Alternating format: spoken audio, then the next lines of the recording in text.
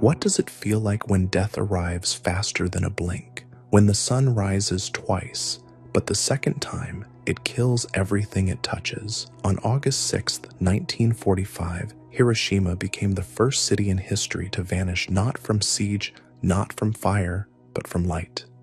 A city of children in school uniforms, workers on bicycles, housewives folding laundry, and soldiers sipping barley tea in quiet corners, all erased in a moment so fast that shadows remained on walls where people once stood.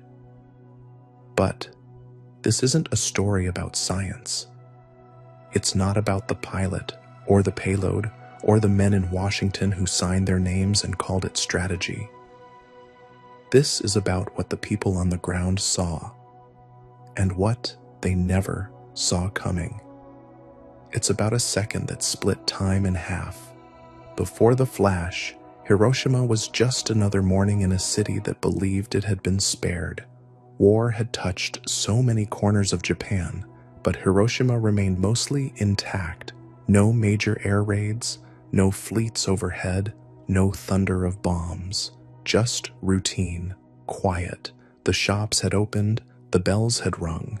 Streetcars were already filling with workers. Students were walking toward school in white shirts and short pants. The temperature was rising, and by 8:15 a.m., the streets shimmered with the warm breath of summer. Housewives stood over stoves. A man adjusted his watch. A boy kicked a ball toward a gate.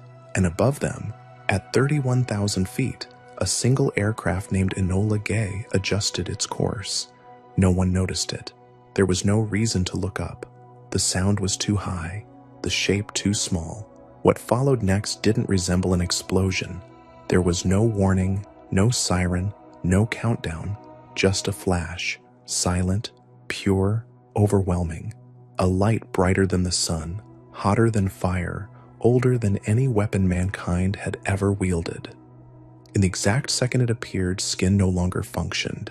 Fabric caught flame, glass liquefied, stone surfaces preserved the shadows of people who no longer existed. But this isn't a script about the blast. It's about the silence that came after.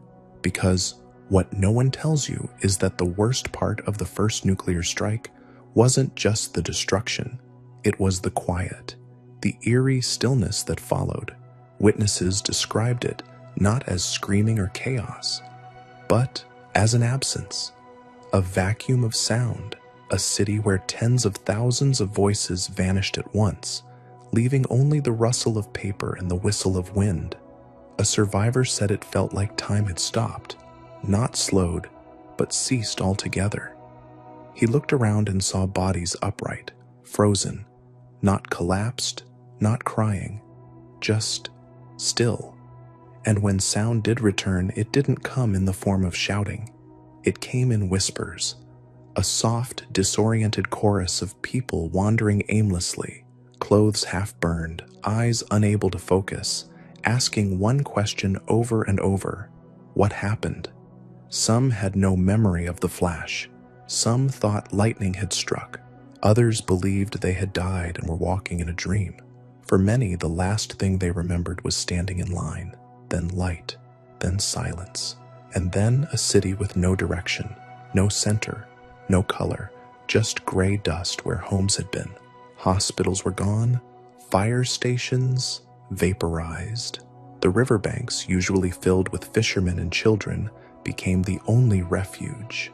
People crawled into the water to cool their burning skin, unaware that the river itself was now contaminated, filled with falling ash and searing debris.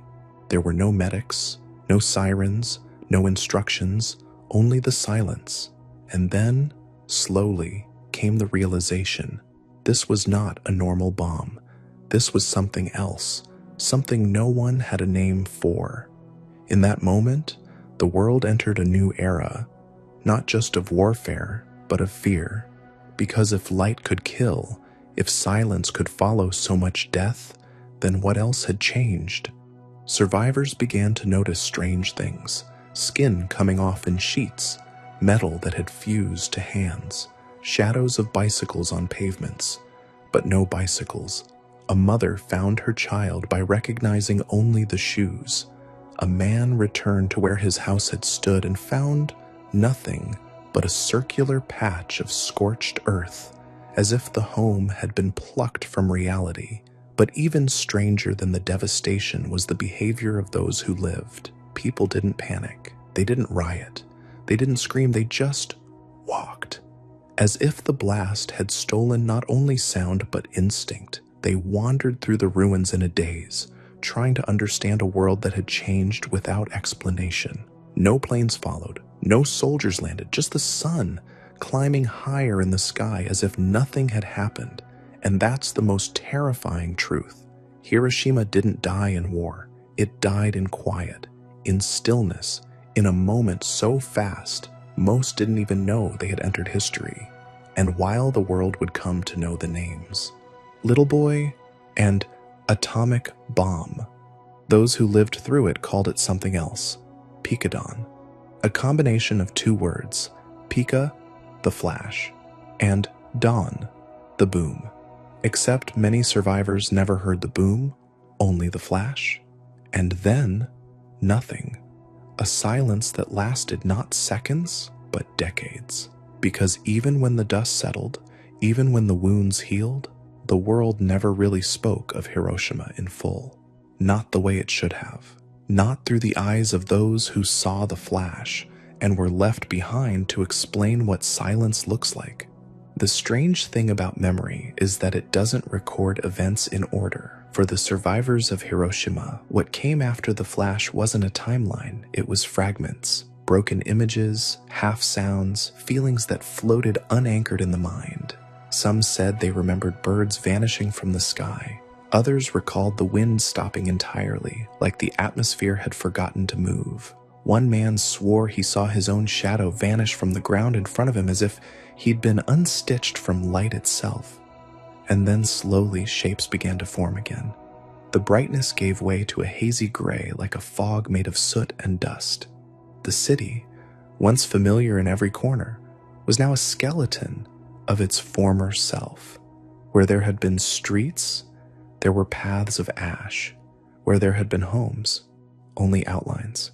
Some buildings remained partially, steel frames bent into grotesque sculptures, wooden houses gone without a trace, roof tiles melted into the ground like wax. Survivors described the smell, not of fire, not even of death, but something unnatural, a metallic, electric sting in the air, like breathing inside a broken machine. People moved through the ruins without speaking, some with clothes burned to strings, others completely naked, their garments having disintegrated in the heat. But again, no screaming, no crowds rushing, just people walking slowly, blankly, some carrying relatives, some dragging others who could no longer walk. Children wandered alone, calling out names with no answers. A few reached for water, even if the water itself was steaming.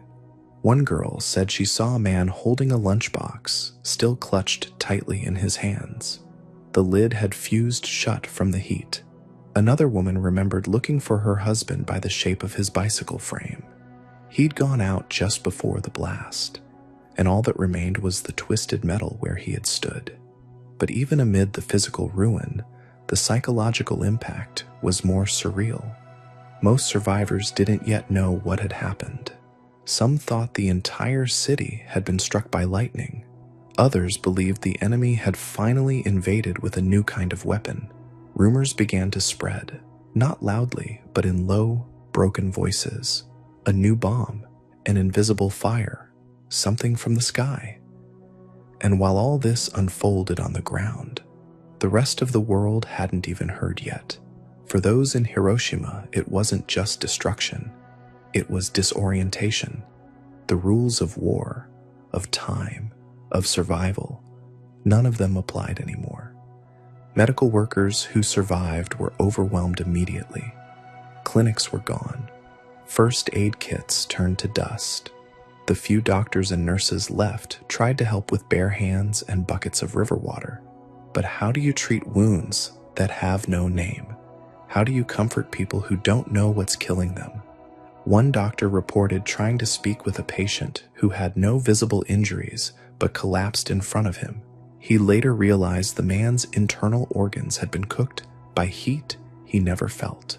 Again, no gore, no violence in sight. Just a man who walked and then didn't. By late morning, the city was in a state of ghostly movement. People were still walking, still searching, but with less purpose. Faces were blank, not because they didn't care, but because something had been removed from them. Some core of humanity had been melted along with the stone walls and roof tiles. Time no longer felt real. There were no clocks, no electricity, no news. The birds were gone. The trains were silent. It felt like the world had paused, or perhaps ended, and only they hadn't realized it yet. But in the silence, new instincts emerged. A few survivors began to help others, carrying the injured, finding clean water, leading lost children. A priest pulled a child from a collapsed building with his bare hands. A schoolteacher tied strips of her own dress to make bandages. A mother sang to her child even though the child was already still. These moments didn't make headlines, but they mattered. Because even in the most inhuman circumstances imaginable, some people remembered how to be human. And that is what defines Hiroshima more than anything. Not the bomb, but the silence after. A silence that contained questions no one could answer. How do you tell someone their entire family was erased in 1 second? How do you point to an empty street and say, "This used to be your neighborhood"? And most chilling of all, how do you explain a weapon that didn't fall like a bomb, didn't look like a missile, didn't announce itself with sound? A weapon that arrived like a second sun, burned without flame and left behind no armies, no flags, no footsteps, just a silence so deep it swallowed names. For the survivors, that was the hardest part. Not just what they had lost, but the fact that no one outside their ruined city could yet understand what had happened. They were alone, in every sense. The world would later call it a triumph of science. Some would argue it ended the war. Others would say it was a necessary evil. But in Hiroshima, it was neither. It was a city without sound, a moment without time, and a question that still echoes today. What does it mean to survive something the world didn't know how to name? While Hiroshima stood in stunned silence, the rest of the world kept breathing. The world kept moving, and for a few hours, no one outside Japan even knew what had just happened. There was no breaking news alert, no radio interruption, no image broadcast, not even a headline, just an empty space where 70,000 lives had been, and the distant sound of celebration preparing to erupt. The first official word came from Washington, D.C., calm, measured, and mechanical. At 11 a.m. Eastern Wartime, a press release was delivered to President Truman aboard the USS Augusta as he returned from the Potsdam Conference. The message was short, clinical, and impossible to comprehend. A short time ago, an American airplane dropped one bomb on Hiroshima. That bomb had more power than 20,000 tons of TNT. That was all. No mention of what was left behind. No image of what it did. Just a statement. Truman approved the wording. And then, at 11:02 a.m., the message was read aloud to the American public. Reporters stared at each other in silence. Had they misheard? A single bomb that destroyed an entire city? It didn't seem possible. People had heard of bombing campaigns. London, Dresden, Tokyo. But those had taken hundreds of planes, firestorms, hours of destruction. This was something else, a weapon that acted like a god. But while American listeners tried to grasp what had happened, inside Japan, the silence remained. The Japanese high command didn't even know Hiroshima had been destroyed until hours later. Communications had gone dark. No messages, no survivors, only a strange void where the city used to be. They sent scout planes to investigate, and what they saw from the air didn't look like war damage. It looked like erasure. Buildings erased, roads erased, geometry itself flattened and blurred. The scout pilots returned without words. They had no name for what they had seen. And by the time Tokyo officially announced to the Japanese public that Hiroshima had been hit by a new kind of bomb, it was nearly midnight. 17 hours had passed, and even then they didn't call it atomic. They didn't yet understand.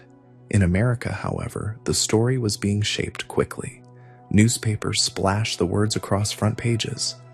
New bomb drops on Japan, world enters atomic age, photos of Truman smiling, diagrams of atoms splitting, scientific breakthroughs explained in proud diagrams. The general tone was awe and relief. Many Americans, exhausted by years of war, saw the news as a sign that the end was near. A necessary blow, a final card played. But what they didn't see, what no photo captured, was the reality on the ground. No headlines described what it meant to lose your entire family in a single second. No radio broadcast could translate the silence of a city where clocks stopped, bells melted, and screams were replaced with breathless wandering. There were no images of the boy clutching his school bag even after his clothes vanished, or the girl crawling through ash calling for a mother who no longer existed.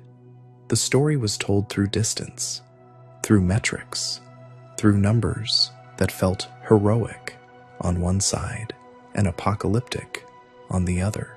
And in that space, between Hiroshima's silence and the world's celebration, something terrifying was born. Detachment, the idea that this kind of power could be used without fully understanding what it meant, that a bomb could erase tens of thousands of lives and yet be described in terms like victory and scientific milestone. But Hiroshima wasn't a lab. It wasn't a military base. It was a city. With street vendors, river ferries, newlyweds, teachers, toddlers. The morning it died, the mayor was preparing to give a speech about rebuilding factories. The schools had just opened their doors. The hospitals had just finished shift changes. It was not a city preparing for war. It was a city waking up, and when the world began to talk about the bomb, to praise it, to debate it, to justify it, the survivors of Hiroshima still hadn't found enough water to cool their burns, still hadn't found the names of missing family members, still hadn't found a voice loud enough to carry beyond the dust. For them, time had stopped, but for everyone else, the atomic clock had started ticking. The headlines that followed grew colder. "Atomic bomb successful," said one. Japan warned of further devastation. Few mentioned that Hiroshima had no military base, that the blast radius had flattened hospitals, homes, and schools first, that survivors were now dying slowly, not just from the blast, but from something new, radiation sickness. But they didn't call it that yet. Doctors were baffled. People who had survived with minimal injury began to collapse days later. Hair fell out in clumps. Bleeding started. For no reason. Wounds that had begun to heal reopened. No one could explain it. And in Washington, the scientists and generals argued over the word fallout. Should the public be told? Would it reduce morale? Or worse, sympathy for the enemy? And in the silence, Hiroshima kept dying, quietly, slowly, without voice. The West saw the weapon as a breakthrough, but in Hiroshima, it was something else. It was an ending, not just of life, but of understanding. The kind of ending that made memory itself unreliable. Survivors couldn't trust their eyes or their minds. They couldn't tell if it had been 1 second or 1 minute. Couldn't explain why some buildings remained and others disappeared. Couldn't describe the way the light felt. Not like heat, but like erasure. Like the world itself had been rewritten mid-breath. And yet, across the ocean, the celebrations began. People cheered in Times Square. Newspapers sold out. Truman's approval soared. The bomb had worked, and somewhere in the wreckage of Hiroshima, a boy without a name stared at the sky and waited for the second sun to come back. Because no one had told him the war might be over. No one had told him what had happened. He only knew that his world had vanished, and the silence, still thick in the air, refused to explain why. In the days that followed, something strange began to stir inside the silence. Not noise, not yet, but memory. Not from the city itself, because Hiroshima no longer had a voice loud enough to reach the world, but from individuals, from survivors who still had fingers to write with, voices to whisper with, eyes that hadn't gone blind in the flash. It began with sketches. A boy who had been in art school drew a picture in the dirt. Not because he intended to save it, but because it was the only way to remember what his neighborhood used to look like. A nurse, lying half buried in rubble, recited names under her breath, the names of her co-workers, her neighbors, her younger sister. She repeated them not out of hope they were alive, but out of fear that she would forget them if she didn't speak. A man who had survived by diving into a river wrote a letter on a scrap of rice paper 4 days later, smuggled it to a town outside the blast zone, and in it he asked a simple question. Is this what the end of the world looks like? These were the first real reports from Hiroshima. Not government statements, not newswire bulletins, just human fragments. Scattered thoughts from people trying to define the indescribable. Their messages were not full of anger. There were no demands, no revenge, just confusion, mourning, an aching awareness that they had become witnesses to something no one else could explain. A woman, badly burned, told a reporter weeks later that she felt ashamed to survive. Not because she had lived, but because she had nothing left to live for. Her home, her parents, her voice, all gone in a second. All replaced by that strange silence, as if the air itself had been turned inside out. And yet, she spoke anyway, softly, deliberately, because in Hiroshima, speech had become an act of defiance.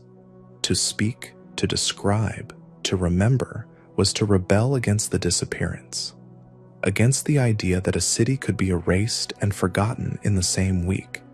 These early voices were not amplified by governments. They were not sent through official channels. Most were handwritten, carried by hand across ruined roads, passed to family members in distant towns. Some were never sent at all, just recorded in small black notebooks that sat quietly in drawers until decades later. But each of them added something new, a detail, a time, a face, a location. And as they filtered out, Japan began to realize this wasn't just another bombing. This was something else, something existential, a rupture. In Nagasaki, 2 days later, when the second bomb fell, there was a moment of disbelief, not just because it happened again, but because many hadn't yet believed Hiroshima could be real. And now, they knew it wasn't a story. It was a pattern. A message written in light. And still, the survivors wrote. A doctor who had been in Hiroshima's Red Cross hospital kept a diary, cataloging symptoms no textbook had prepared him for. People with no injuries dying slowly, people with burns healing then reopening, people who stopped speaking mid-sentence and never spoke again. His handwriting trembled as the days went on. Not from injury, but from helplessness. How do you treat a wound made of time? How do you comfort someone whose suffering came not from war, but from being a witness to war's evolution? In Kyoto, a reporter received a smuggled letter and tried to publish it. It was censored. Too graphic, they said. Too emotional. Japan's military still didn't want the public to see weakness. But the words escaped anyway, passed hand to hand, copied in margins, read aloud in kitchens where the lights had dimmed and the radio played only static. And in this underground circulation of grief, Hiroshima became something sacred, something quiet and terrifying and holy. survivors began calling themselves hibakusha, not a word of pride, but of burden. It meant bomb-affected person, a label they didn't choose, but one that now defined them forever. Many were treated with suspicion. Some feared they were contagious. Others resented them for surviving when others hadn't. The silence shifted, no longer just the absence of noise, but the weight of a story too large for language. A schoolteacher who had lived through the blast tried to write an article for a local journal. It was rejected. Too soon, they said. Too much. And yet she wrote anyway, not for publication, but for her students who never came home. One by one, the voices grew, and together they began to form the outline of something bigger. Not a headline, not a protest, but a memory. A memory that Japan, and soon the world, could no longer ignore. And in that memory, we start to see something rare. Not anger, but clarity. Not vengeance, but mourning. The survivors didn't cry out for retaliation. They cried out for remembrance, for understanding, for someone, anyone, to listen. Because the silence that followed Hiroshima wasn't just physical. It was emotional, spiritual, political. And these scattered accounts, those letters, sketches, diaries, names etched in charcoal on crumbling walls, were the first cracks in that silence. The first signs that even in the face of an unthinkable new weapon, humanity could still speak, still feel, still try to make sense of a world that had rewritten its own rules in less than a second.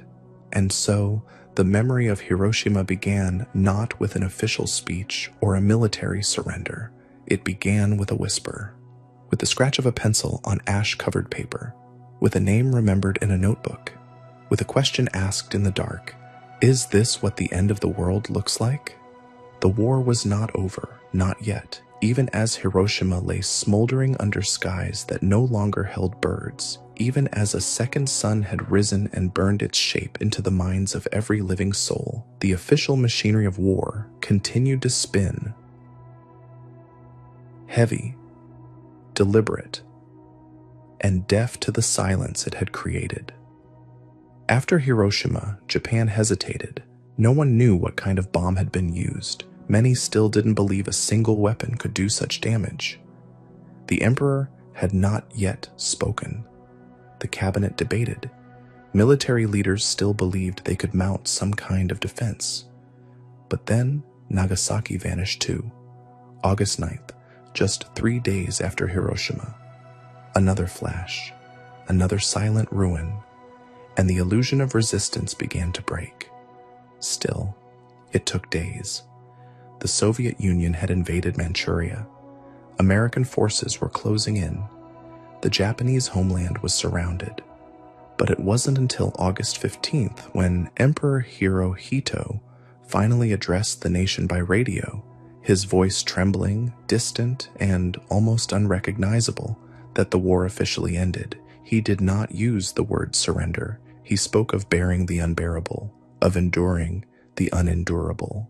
And as his voice crackled through old wooden radios into living rooms, train stations, and army barracks, Japan fell into a deeper silence than even Hiroshima had known. Not the silence of ash and ruin, but of defeat, of realization, of reckoning. Yet while Japan bowed its head in stunned obedience, the rest of the world began to look toward Hiroshima, not with understanding, but with curiosity.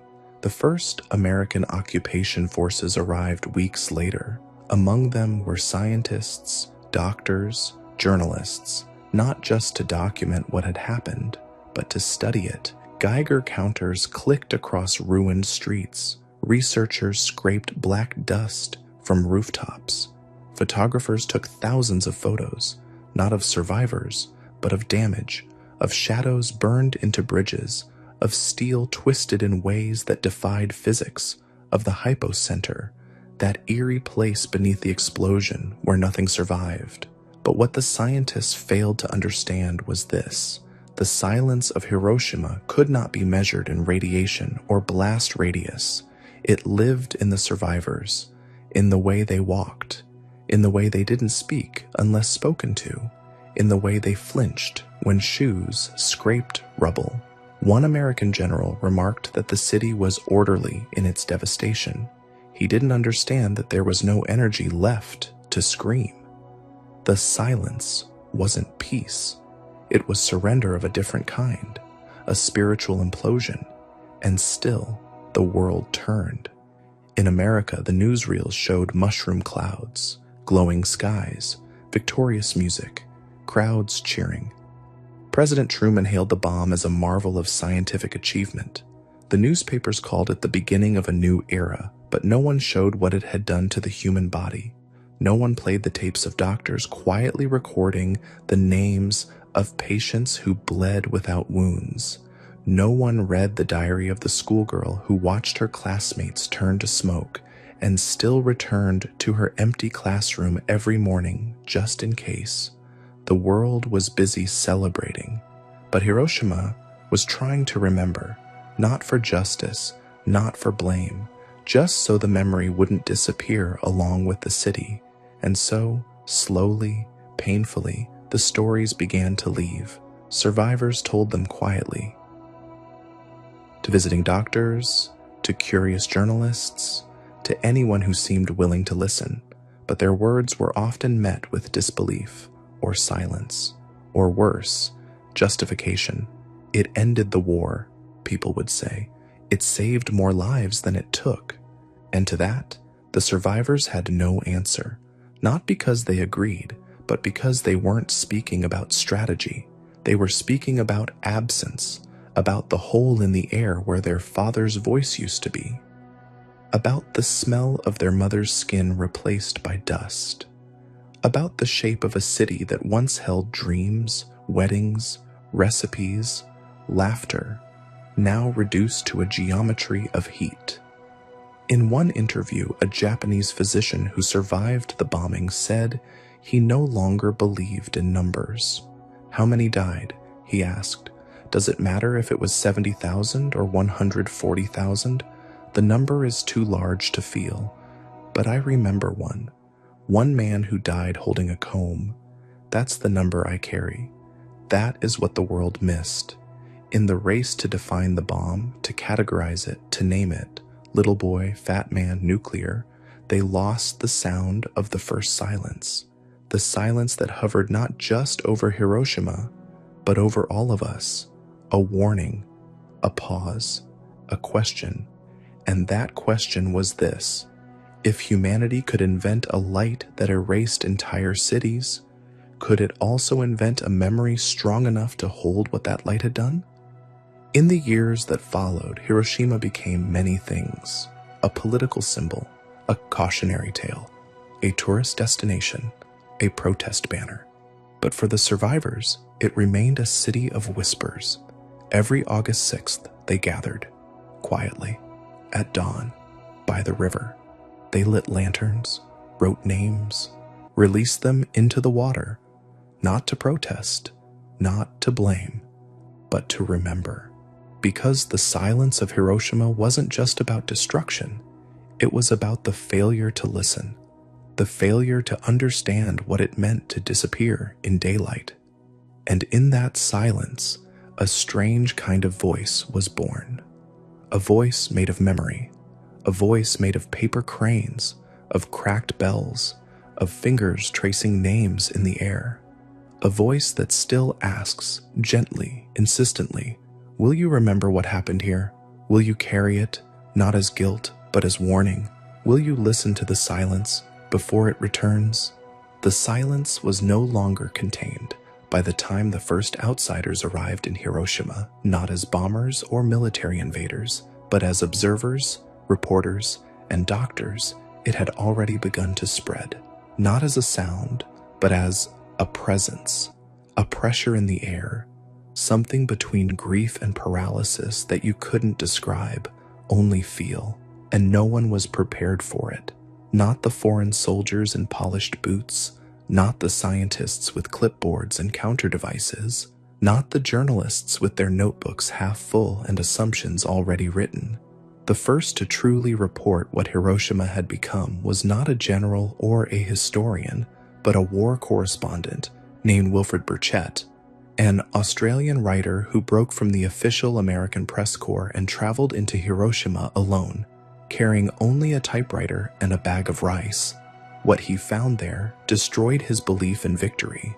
He had expected devastation, yes, expected crumbled buildings, ruins, perhaps the stench of war's end. But what he didn't expect was the atmosphere, not just of loss, but of something older, deeper, almost biblical. In his words, in Hiroshima, 30 days after the first atomic bomb destroyed the city, people are still dying, mysteriously and horribly, people who were uninjured in the cataclysm. It is as though a plague had struck. He called it the atomic plague, because there was no name yet for radiation sickness. No one had explained what the invisible poison was, or why people were losing their hair, vomiting blood, watching their skin peel away days after exposure. And what shocked Burchett more than the symptoms was the dignity. The survivors did not scream. They did not beg. They sat quietly in hospital corridors or on what remained of sidewalks, looking down at their hands as if trying to remember what it felt like to touch the world before it ended. Burchett's report was the first to break the silence. It was published globally, and it sent shockwaves, not of sympathy, but of denial. The American military immediately accused him of falling for Japanese propaganda. They tried to discredit his observations, but other journalists soon followed, and their words echoed the same horror. John Hersey, writing for The New Yorker, would later spend weeks interviewing survivors, collecting their stories not as a reporter, but almost as a translator of grief. His work was quiet, respectful, deeply human, and when his article, simply titled Hiroshima, was published, it took up the entire issue of the magazine. No ads, no breaks, just voices. 6 people, 6 stories, 6 ordinary lives pierced by a light no one had ever seen before, and suddenly, the silence began to shift. The bomb was no longer just a marvel of engineering. It had faces, names, children, teachers, priests. One man in Hersey's account had been walking to deliver breakfast to his father. Another had just finished mass. A woman had her back turned. A child looked up. And in those final seconds before the flash, none of them had any reason to think history would remember them. But now they were history, not as heroes, not as victims, but as messengers. Messengers from a place that had no map, a time that had no future. Hersey's article didn't argue, it didn't judge, it simply observed, and in doing so, it pierced through layers of denial more effectively than any protest ever could. People who had once cheered the bomb now paused, just for a second, just long enough to consider the cost. And in that pause, brief, imperfect, but real, something changed. Hiroshima was no longer just an event. It was a mirror. One that reflected not just what had happened in Japan, but what humanity had become capable of. And while the government still justified, still measured blast yields and strategic value, individuals began to feel something else. A kind of moral vertigo. A slow, nauseating awareness that we had crossed a line we didn't know existed, and there was no going back. Yet even as the reports poured in, even as photos began to surface of shadows burned into walls, of school bags resting on steps that no longer led anywhere, many chose to look away. The silence was more comfortable, easier, safer. It allowed people to believe in necessary evils, to frame Hiroshima as tragic but justified. But the voices kept coming. Survivors, now scattered across the country, kept writing. Doctors began to publish studies. Poets wrote verses that read like prayer. A Japanese woman named Sadako Sasaki, who had been 2 years old when the bomb fell, began folding paper cranes in her hospital bed years later as leukemia ate away her body. She believed in an old legend that if you fold 1,000 cranes, you'll be granted a wish. She folded 644 before her hands stopped working. The rest were finished by her classmates. Her story became a symbol not of suffering, but of hope, of resistance through memory. Her cranes became artifacts of a generation that refused to let silence become forgetting. And through these symbols, through through articles, diaries, whispers, and origami, Hiroshima's silence became a language not built on grammar or politics, but on absence, on the shape of lives that should have continued but didn't, on the quiet ache of a child's empty chair, on the shadow that no longer matched a living form. The international witnesses, reporters like Burchett and Hersey, had not broken Hiroshima's silence. They had simply made it audible. They had lent their pages to the survivors' words, and in doing so, reminded the world that even in the aftermath of something so unnatural, so monstrously large, the most powerful thing was still a human voice. A voice saying, "This happened. I was there. Don't let the world pretend it didn't." There is a strange kind of courage in remembering something no one wants to hear. In the years after the bomb, Hiroshima did not rebuild with triumph. It did not declare rebirth or vengeance. It simply endured, slowly, quietly, with the same kind of restraint that had defined its silence from the beginning. The rubble was cleared, roads were carved where ash had once drifted knee-deep, but no one really spoke about monuments yet. No one dared carve a statue for an event that still felt like a wound. Even the survivors, the Hibakusha, were caught in a terrible paradox. They were living reminders of the bomb, but many around them wanted the bomb forgotten. Their scars weren't seen as heroic. They were seen as shameful. Evidence of Japan's defeat. Whispers followed them in hospitals, in job interviews, in marriage proposals. Some were turned away from employment. Others were quietly avoided by relatives who believed radiation was contagious. The silence had mutated, not into peace, but into suppression. Even among the living, Hiroshima was being erased again, and yet, somehow, from within that second silence, a new voice began to form. Not loud, not public, but insistent. The first gatherings were unofficial, survivors meeting in burned-out schools, in private homes, lighting candles in memory of classmates who hadn't come back.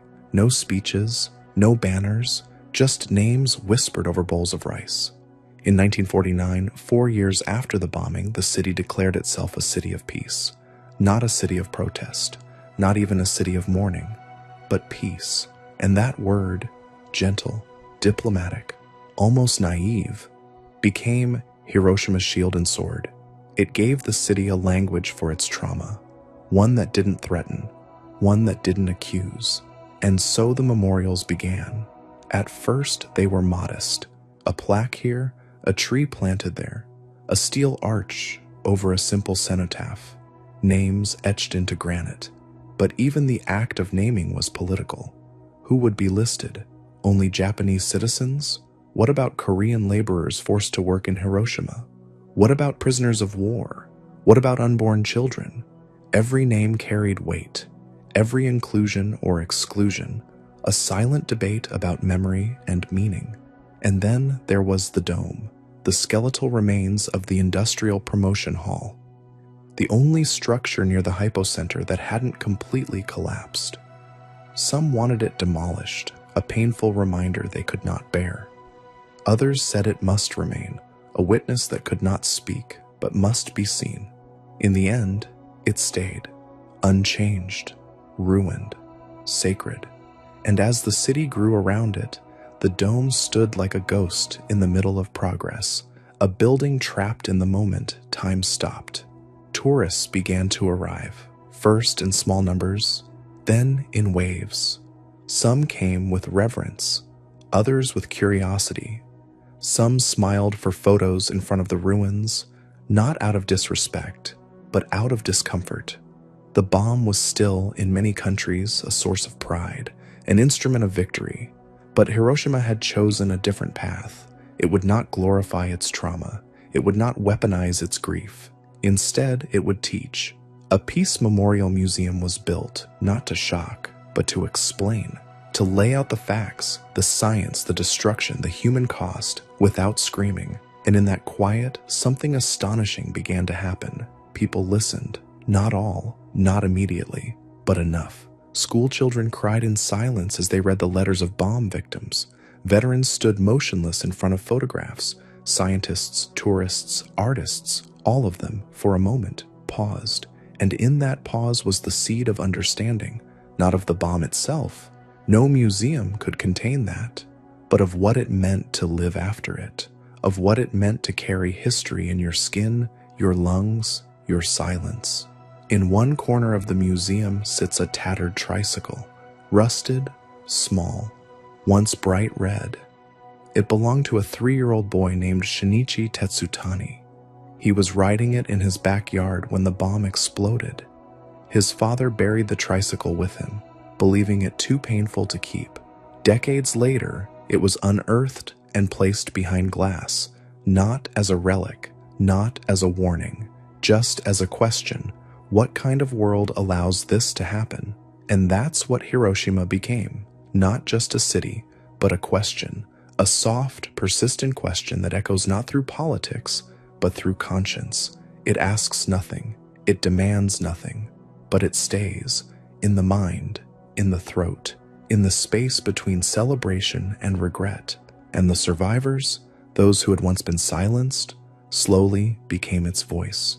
They gave talks, traveled abroad, told their stories in classrooms and on stages, not to accuse, but to bear witness. They spoke not of anger, but of light, of the moment the sky changed color, of how they remembered their mother's face not by sight, but by the feel of her hand 1 second before the heat came, and people listened, because they weren't hearing history, they were hearing memory, the kind that can't be debated. The kind that makes you imagine your own child on that tricycle, your own house vaporized in a second of silence, the kind that stays with you long after the museum, long after the speech, long after the statistics fade. And so Hiroshima lived, not in defiance, not in triumph, but in persistence, in its decision to speak, slowly, softly, in a world that still doesn't know how to answer. By the 1950s, the silence of Hiroshima had grown too large to stay inside one country. It crossed oceans. It drifted into parliaments and war rooms and television screens, not as noise, but as an absence that unsettled. It became the unspoken fear behind every military calculation. Hiroshima was no longer just a city, it was a measurement, a new unit of horror. How many Hiroshimas would it take? That was the language now. Not how many lives, not how many cities, but how many Hiroshimas. It had become a scale of destruction, an abstract weight used by generals and presidents to justify, to plan, to warn. And yet, no one wanted to look too closely at what that word actually meant. Because if they looked, really looked, they would see not a blast radius, but a child holding their skin like wet cloth. They would see a mother searching a hospital room filled with people who could not speak. They would hear the quiet of 1,000 dead voices still waiting to be counted. So instead, the world built arsenals. The Soviet Union, threatened by America's new power, launched its own atomic tests. The United States responded in kind. Then came hydrogen bombs, hundreds of times more powerful than what fell on Hiroshima. Entire islands were vaporized in the name of preparation. And with every explosion, Hiroshima's silence deepened. Because now it wasn't unique. Now it was just the first of many possibilities. And that possibility haunted everyone, From world leaders to school children practicing duck and cover drills beneath wooden desks that would never save them. The silence had turned into a shadow, a looming shape over every negotiation, every election, every satellite launch, and yet no one could stop. The arms race wasn't about logic anymore. It was momentum, fear feeding fear, power answering power. The more bombs were built, the more each side believed it needed to survive the other. And Hiroshima, now rebuilt, now green again with trees and schools and trains, stood in quiet contrast, a city that had seen the end and chosen not to repeat it. But its voice was drowned out by Cold War rhetoric. Politicians spoke of peace through strength, of deterrence, of balance, and still the survivors spoke. Old now, bent, scarred, but steady. They told their stories to anyone who would listen, often outside of official circles, sometimes in protests, sometimes just to curious strangers. They carried photographs folded in wallets, held up drawings their children had made of that strange August sky. They weren't activists, they were evidence. And in some places, that evidence was uncomfortable. In America, textbooks were careful. They taught the war, yes. They taught the victory. But the details of Hiroshima were often blurred. The faces left out. The fire turned into a sentence. The bomb ended the war. As if that explained everything. As if 140,000 lives could be summarized by a clause. And yet, underneath the silence, doubt was growing. Scientists began to question what they had helped build. Some wrote essays, others refused to work on further nuclear projects. A few, like Robert Oppenheimer, the so-called father of the bomb, began to speak in riddles. "Now I am become death, the destroyer of worlds," he famously said, quoting ancient scripture not to boast, but to mourn.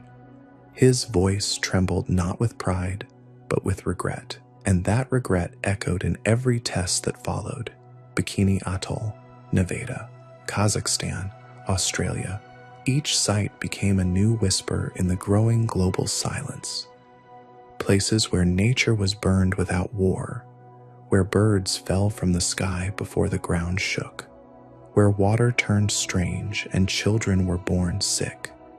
And through it all, Hiroshima remained still, not passive, not forgotten, but still, like the eye of a storm that had widened to consume the world. The Peace Museum added new exhibits, letters from children asking world leaders to disarm, shoes melted into glass, names that still hadn't been matched to bodies. And every August 6th, the lanterns returned to the river, a ritual not of protest, but of witness, not to stop war, but to remind the world what war, when left unchecked, could become. And so the city spoke, through candles, through bells, through a silence that refused to be explained away.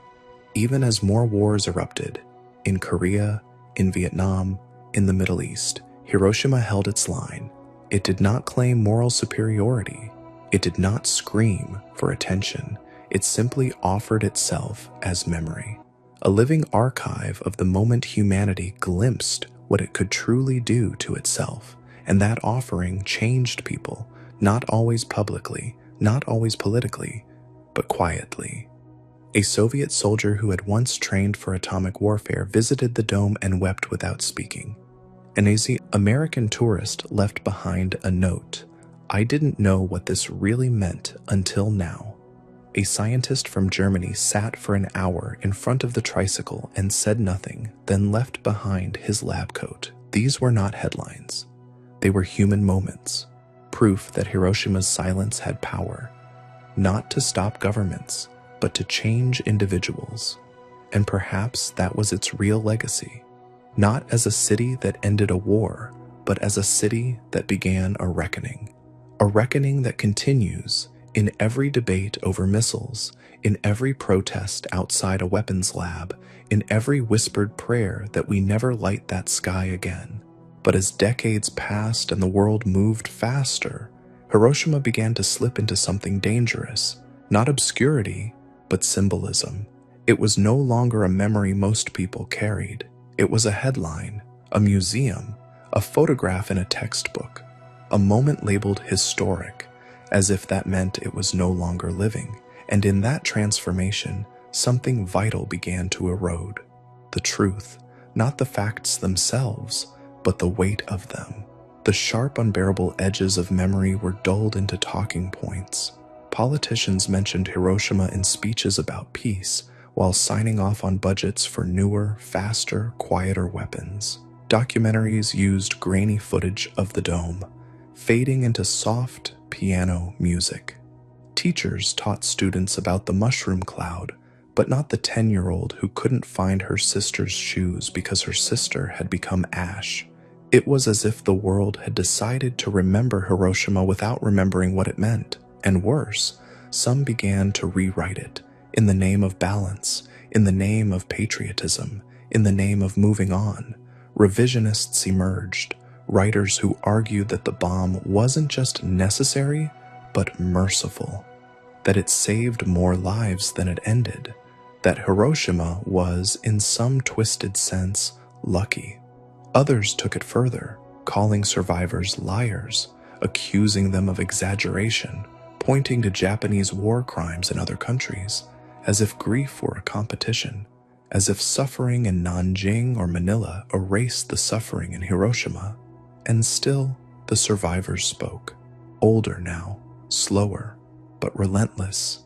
They stood in front of cameras that didn't always record. They told stories to school children who sometimes giggled, not out of cruelty, but discomfort. They opened photo albums to strangers, unsure if anyone still wanted to see. They weren't trying to prove anything. They were trying to outlive silence, to outrun forgetting. One woman, interviewed on her 80th birthday, held up a single button, all that remained from her brother. She said she used to dream of him, but now, even in her sleep, he was fading. Another man said he no longer feared death. He feared history, not what happened, but what people would say happened. He feared a future where Hiroshima would become a myth, a parable, a sanitized moral lesson taught with cartoons and captions instead of names and burns. And perhaps he was right to fear it, because as survivors died, so did details. Families who once whispered the stories at dinner tables stopped. Children born decades later didn't ask. Governments passed anniversaries with statements that sounded like press releases, and yet the ruins remained. The dome still stood, cracked but unmoved. The tricycle still sat behind glass. The shadows on the steps had not faded, and every August the lanterns still floated, hundreds of them, glowing across the water like souls refusing to sink. They carried names, prayers, and sometimes just single words. Sorry. Never. Why? And in those candles the silence returned. Not the silence of suppression, but the silence of reckoning.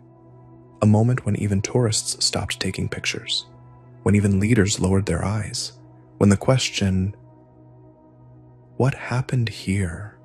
hung in the air unanswered, but the world still tried to answer it, not with truth, but with comfort, with ceremonies that ended on time, with speeches that honored victims, but never named decisions, with exhibits that showed melted watches but avoided who wound the clock. And the survivors, those who were still left, knew this was the final silence, not imposed, not cruel, but soft, kind, deadly, the silence of time itself. Because forgetting doesn't always come with violence. Sometimes it comes with politeness, with nods, with museum gift shops, with children who walk past the dome and ask, "What is this building?" And the answer, more and more, is, "It's something that happened a long time ago." But Hiroshima was not long ago. Hiroshima is every second the world pretends it learned something. Every time someone says, "never again," but funds another missile.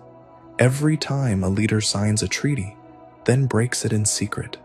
Every time we choose not to look at the photo, not to read the plaque, not to ask the last surviving witness what it smelled like, the moment the air caught fire. Hiroshima is still now, because the weapon was not just metal, the weapon was forgetting, erasure, the idea that we can live with this, that we must, that we already are. And in that lie, the survivors stood like broken clocks, pointing to a time the world refuses to reset. But they never begged, never demanded, they simply remembered, loud enough that silence could no longer pass for peace. And that memory, stubborn, inconvenient, true, is what kept Hiroshima alive. Not as a city, not as a victim, but as a voice, the last human voice in a room full of calculations and theories and triggers, saying, this is what it really looked like. We like to believe we've moved on, that we've grown wiser, that Hiroshima was a one-time horror sealed safely in black and white footage, but the truth is quieter and far more unsettling. Because today, we don't drop bombs from silver planes. We press keys in climate-controlled rooms. Drones drift across skies so high no child ever hears them. Wars are coded in algorithms, fought in deserts that never make the news. Death no longer comes with noise. It comes with a silence so absolute it barely leaves a headline. And somewhere in that silence, Hiroshima still breathes. It's not a warning from the past. It's a mirror held up to the present.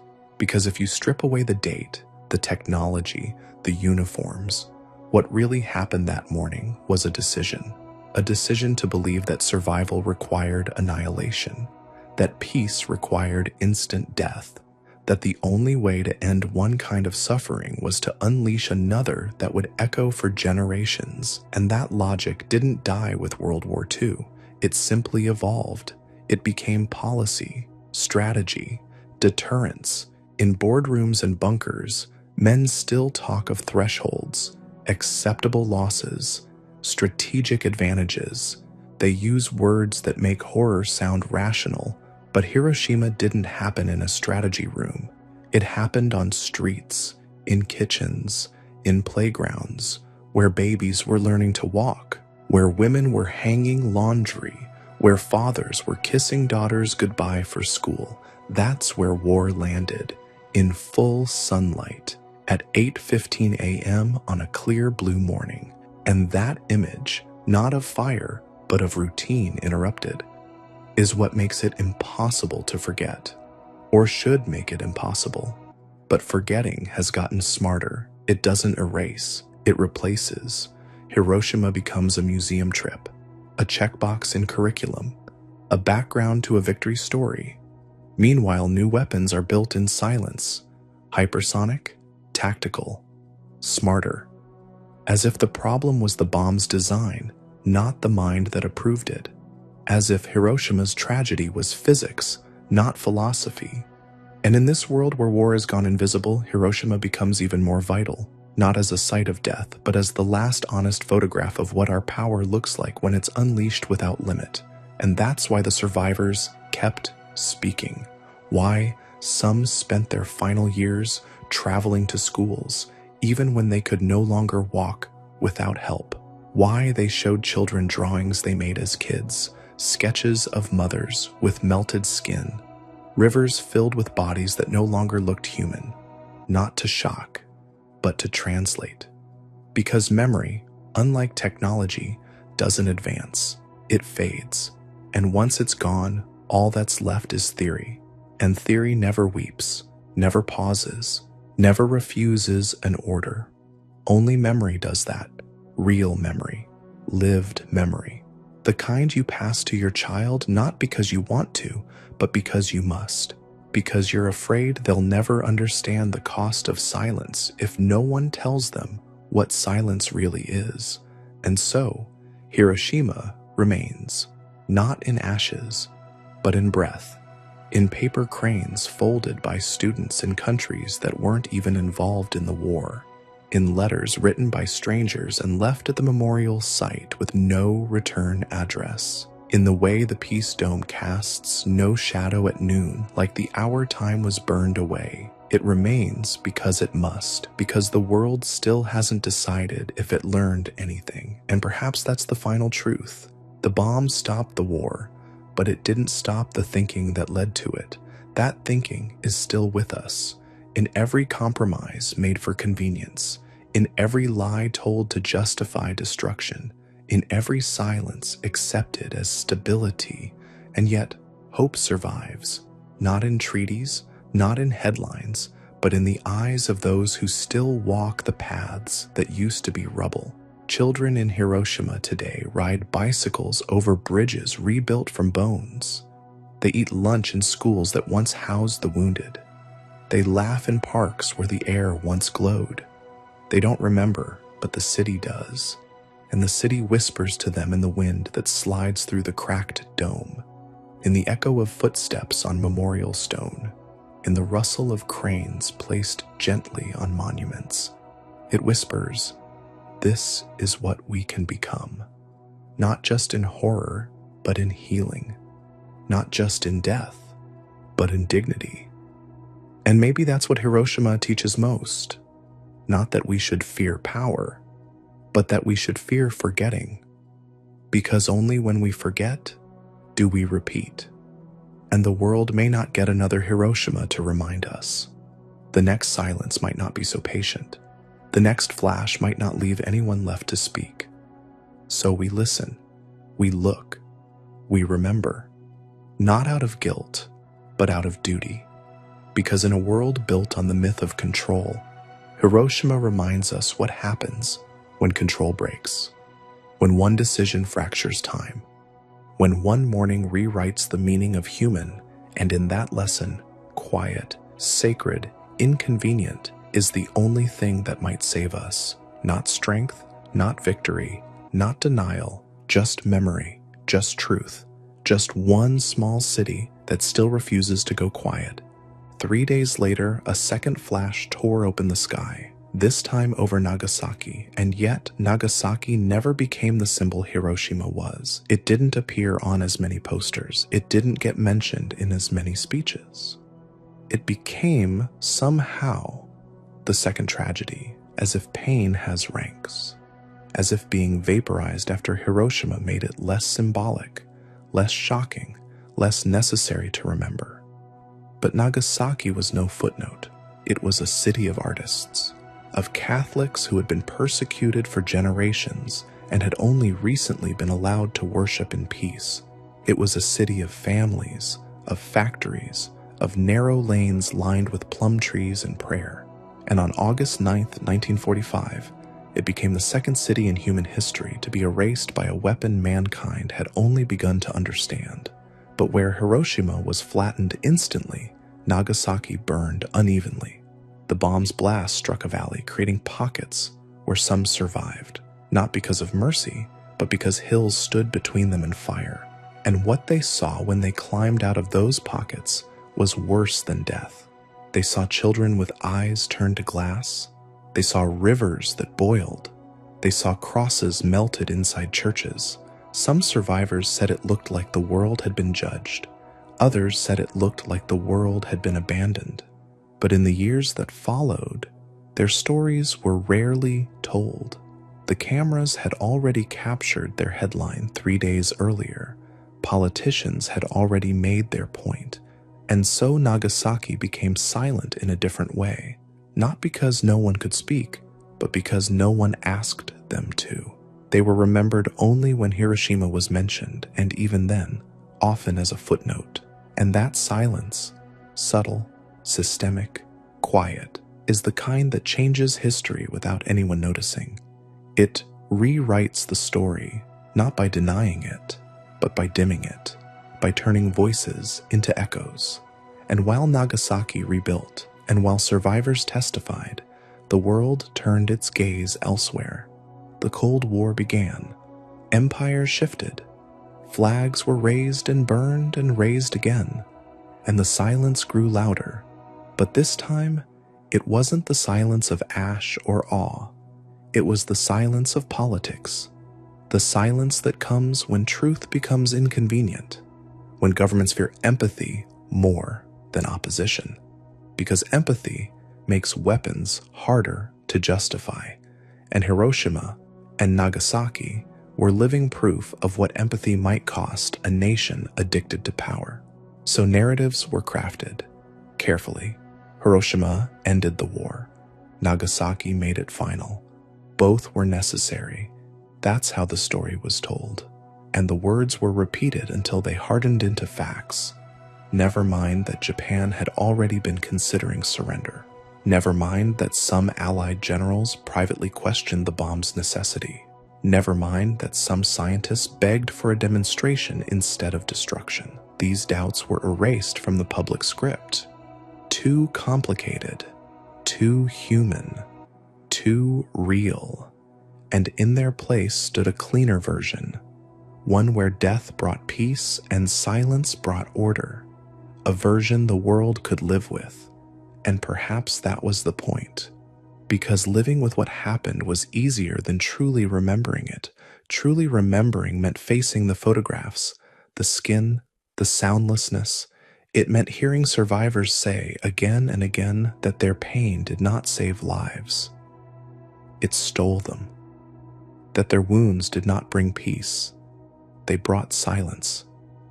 And yet, that silence was marketed as victory. And in doing so, the line between horror and pride blurred. Commemorations grew louder, but understanding grew fainter.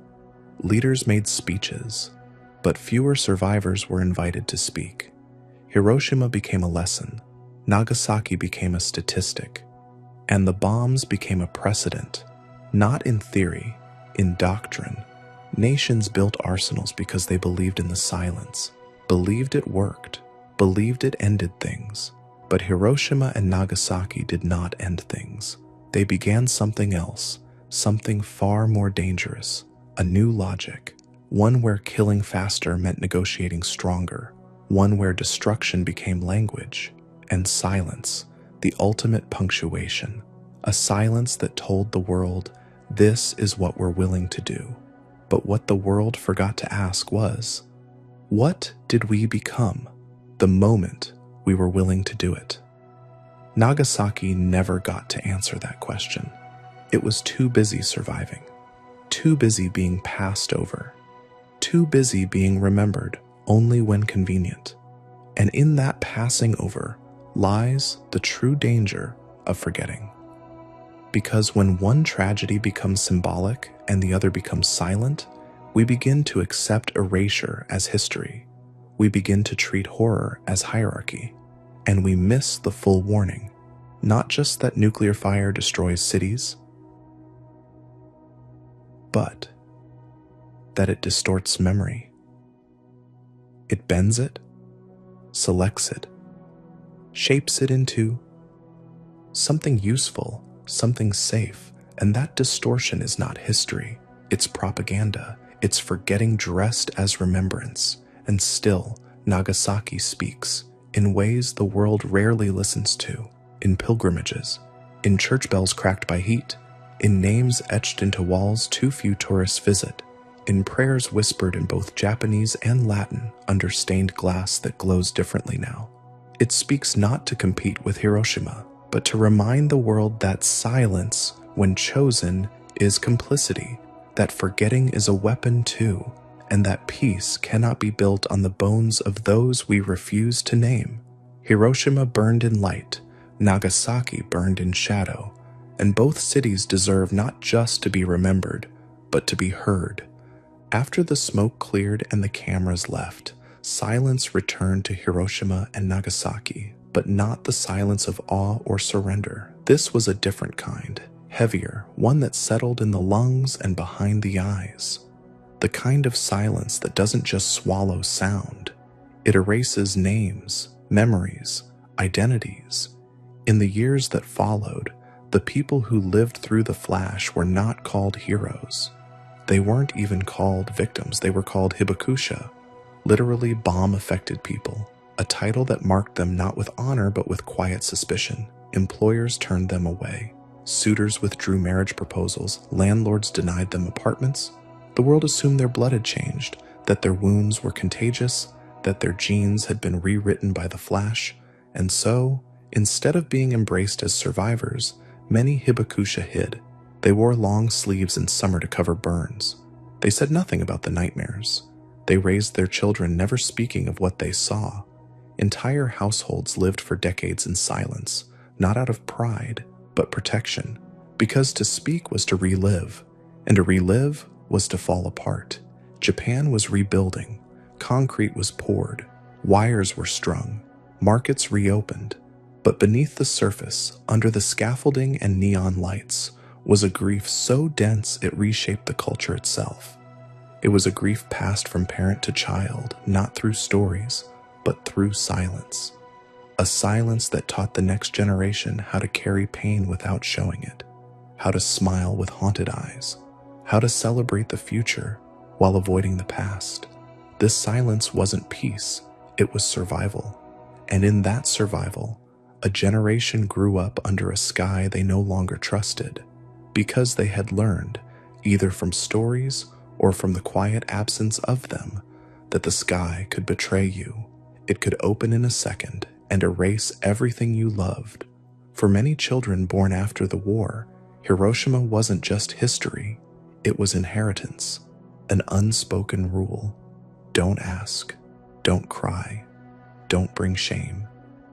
And so they didn't. Not when their mothers flinched at sudden light. Not when their fathers sat for hours staring at nothing. Not when they found old photos burned at the edges or journals written in trembling hands. They didn't ask because they knew the answer lived in a part of their family that could not be touched without bleeding. In schools, Hiroshima was taught with caution, facts, dates, tonnage. The human stories were often softened or skipped. There was fear of offending, fear of reopening wounds, fear of acknowledging too much. And yet, the silence did not protect the children. It only confused them. They knew something was wrong. They saw it in the way their grandparents winced at thunder. They heard it in the way their mothers spoke to them with urgency, even in peace. They felt it in the way their homes always seemed to be waiting for something, not disaster, but memory. And perhaps the cruelest part of this silence was how it bent love, because hibakusha loved deeply, fiercely, but often silently. They didn't say, "I love you." They packed extra food. They ironed uniforms. They worked 2 jobs. They checked the locks 5 times before bed. Their love was shaped by survival, by the knowledge that everything can vanish, and so they never stopped preparing for vanishing.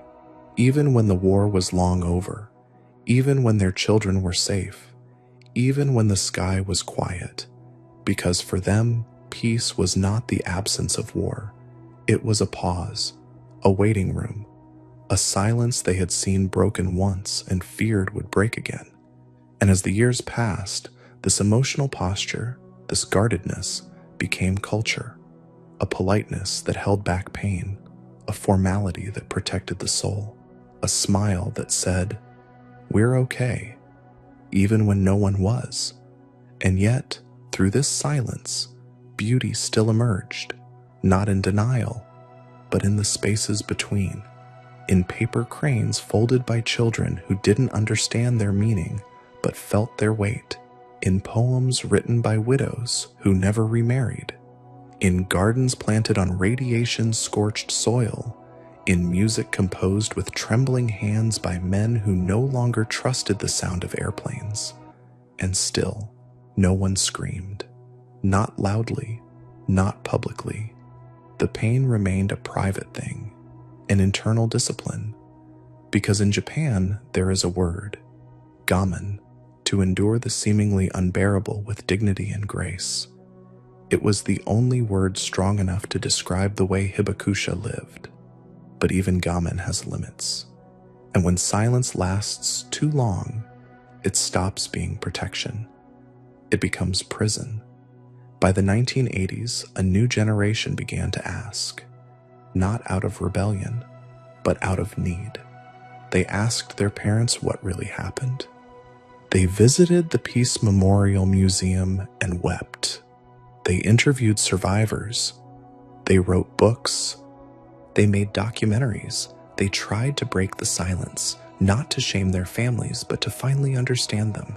And some hibakusha, now older, finally spoke, not because they were ready, but because time was running out, because someone needed to say it before it was forgotten. And in those late conversations, something sacred happened.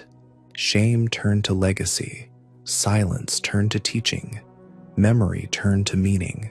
A grandmother once too scared to show her scar now lifted her sleeve. A father once silent at dinner now whispered his story through tears. And the children listened. They finally understood that the silence wasn't cold. It was carved, carefully, painstakingly, to protect them. And now it was their turn to carry it forward. Not the silence, but the truth. The sky had burned once. It might again. But the silence no longer had to. Not if the story was told. Not if the pain was remembered. Not if the next generation folded paper cranes not just for peace, but for understanding. And so, the silence that once threatened to erase Hiroshima began to break. Not in anger, not in volume, but in love.